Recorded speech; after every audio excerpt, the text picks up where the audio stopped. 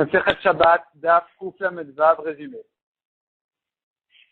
La Gemara ramène une braïta de Rabban Shimon ben Gamliel qui dit un bébé qui est né dans les 30 jours depuis sa naissance, on craint encore que c'est une fausse couche qu'il ne va pas vivre. S'ils sont passés 30 jours, on sait que c'est bon. Il va vivre. Un animal, dans les 8 jours, on craint qu'il est né faible, qu'il ne va pas vivre. Mais s'il a passé les 8 jours, alors c'est bon, on sait qu'il va vivre. Malgré tout, on peut faire la mila à un bébé au 8e jour. Mais on ne craint pas que c'est un bébé qui n'est pas tour de mila, sachant que peut-être qu'il ne va pas vivre. La Gemara explique que de toute façon, la mila elle est permise, aussi bien s'il est vivant, il est permis de lui faire la mila, c'est une mitzvah, que s'il est mort, il n'y a plus de problème de lui faire la mila, c'est pas une melacha pendant Shabbat, c'est comme couper de la viande dans l'assiette, il n'y a pas de problème. Avec ça, explique la Gemara aussi, pour la même raison. Donc, si on a un doute s'il est né au 7e mois ou au 8e mois de grossesse, alors on ne lui fait pas la mila pendant, ce qu'on a vu qu'on ne lui fait pas la mila pendant Shabbat, c'est pas que la mila on ne la fait pas, on n'a rien à perdre de faire la mila pendant Shabbat. Le problème n'est que, selon Rabbi Eliezer, qui permet en général les préparations de la mila, ici, ça sera interdit. La Gemara ensuite ramène une Machloket Tanaïm. Donc, nous avons à propos d'un veau à qui on a fait la shrita dans les 8 jours. Et là, se pose la question, est-ce que la shrita a été utile pour lui éviter sa touma, sachant que il est mort de lui-même, ou plutôt, on craint que dans les 8 jours, il va mourir. Donc, finalement, la shrita, en fait, c'est une intervention qui, en réalité, ne nous laisse pas savoir s'il était vivant ou mort. Peut-être qu'il était mort et qu'il y avait une toumat nevela, une toumat cadavre. Peut-être qu'il était vivant et qu'il n'y avait pas de touma. Donc, cette shrita-là, est-ce que je peux dire, mais de toute façon, on lui a fait la shrita. Donc, même s'il était déjà mort, entre guillemets, la shrita, elle va lui éviter sa touma. La Gemara, elle ramène là-dessus une machloket. Au début, la Gemara veut comparer cette machloket à la question à savoir est-ce que vraiment on craint qu'il est mort dans les 8 jours. On craint de le considérer comme un mort dans les 8 jours jusqu'à ce qu'il passe 8 jours pour être certain qu'il est vivant ou pas. Ou deuxième explication que la Gemara le repousse celle-là en disant non, c'est pas ça la machloket ici du tout. La machloket ici n'est que à savoir, sachant qu'on le considère comme un mort jusqu'à l'âge de 8 jours, est-ce que la question se posera, est-ce qu'on peut quand même lui faire la shrita pour lui éviter la touma? De la même manière que la shrita d'une terefa lui évite sa touma, ou non, bien sûr c'est différent, et que donc ici la shrita ne peut pas éviter la touma.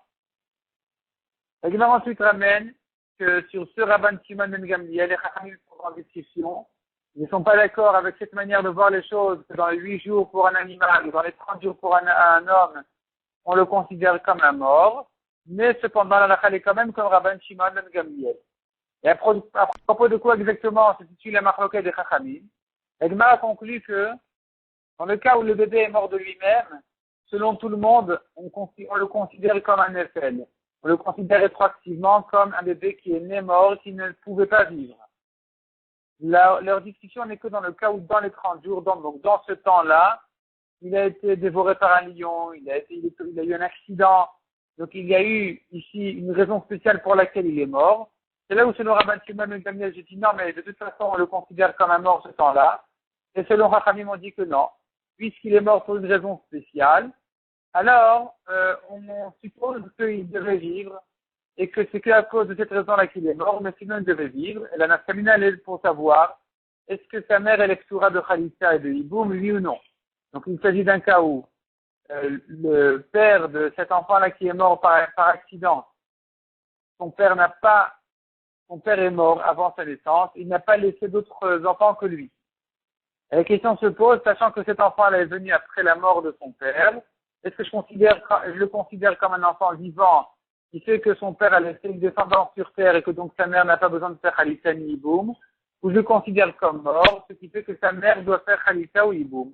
Et c'est justement ça la machloket entre Rabban Shimon ben Gamliel et Rabbanan. Avec tout ça, la Gemara dit cependant si on est certain qu'il est né au bout de 9 mois de grossesse, il est né à terme, là il est clair que selon tout le monde, même s'il est mort dans les 30 jours, on le considère comme un vivant jusqu'à sa mort, et que donc sa mère elle est psura de Khalita et de Hiboum. La Gemara ensuite ramène le cas d'une femme qui a perdu son fils dans les 30 jours après avoir perdu son mari, qui n'a pas laissé d'autres enfants que celui-là, et elle ne savait pas qu'elle devait craindre que c'est pas considéré comme une naissance, c'est considéré peut-être comme une fausse couche, et que donc elle devrait faire Khalita ou Hiboum. Sans savoir qu'elle doit le craindre, elle est allée et elle a pris des kiddushin de quelqu'un. Donc elle a commencé une démarche de mariage, et là elle se pose la question est-ce qu'elle doit faire Khalita de son Yavam, donc du frère de son premier mari, ou pas. La Gemara dit, il est clair que si son nouveau mari, si son deuxième mari est Israël, il est clair qu'elle n'a rien à perdre que de faire Khalita avec son beau-frère.